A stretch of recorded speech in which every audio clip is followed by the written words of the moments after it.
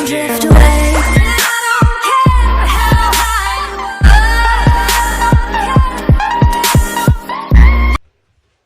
Thank you, Freak. Yes, we have Adrian here after his first Team Dignitas victory and against the #1 team at that. Now, I have to say, first question is, how long have you actually even been playing scrimmaging with the team? Actually, I just started last week because they wanted to try something different and like trying to get the best possible roster because we have like an 80 carry, 280 carries and 2 supports. So we're just trying to find the best possible roster. So I actually haven't scrimmed that much.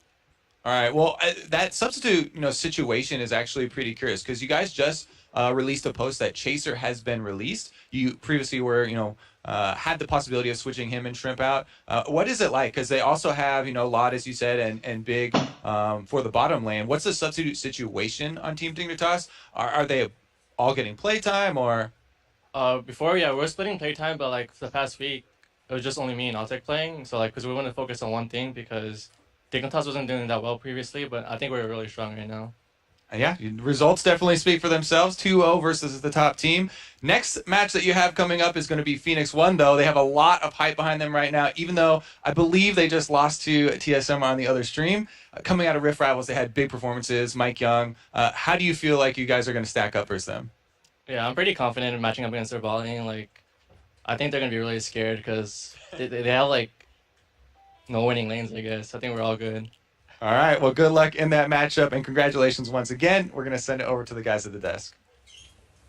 Thank you very much, Kobe. Adrian helping Dignitas break their 4-match losing streak coming into this week in his debut with them. And a lot of it in part because of his play on Thresh throughout this series. I mean, he was making the roams happen and helping extend advantages not just to Alltech, but to the other laners as well. I think that's the big thing you have to talk about when you're saying his performance this game, because obviously the two of them performed extremely well, but it was his ability to get into mid lane and start getting, who he held down, because this is traditionally one of CLG's biggest carries, one of their best players, and he gets completely taken apart 2 games in a row with the help of Keen. And here Adrian gets this first roam off, and then after that it's non-stop action out of the bot lane. Right, Adrian picking up player of the game for his performance on the Thresh this time around, but your point around the focus too in the mid lane, I mean, it was persistent both in game 2 and in game 1, right? We saw Keen doing massive work, getting even a couple solo kills or so on Huhi, and also in the pick and ban phase, there was plenty of focus in on Huhi, so a lot of people targeting him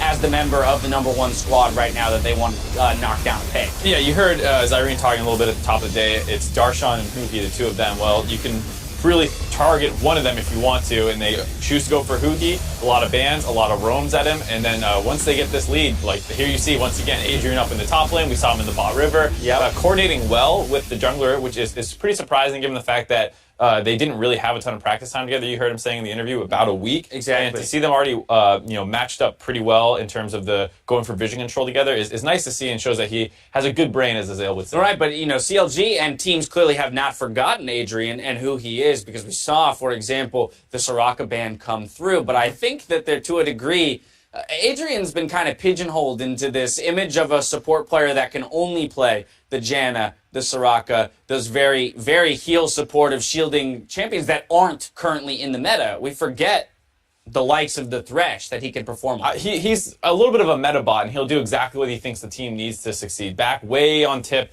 season 5, he would play Alistar and Leona because they needed extra engage, because Rush played super aggressive junglers, and Impact was mostly playing that kind of stuff in the top lane as well. So he took on the tanking role. And then on Immortals, they needed someone to help protect Wall Turtle and get him out of the laning phase a little bit more. That's what he did when he was the one who kind of established the range support meta, and that made the rest of North America adapt to him. And here, Thresh is one of the best bot laners right now. He can pick that one up too.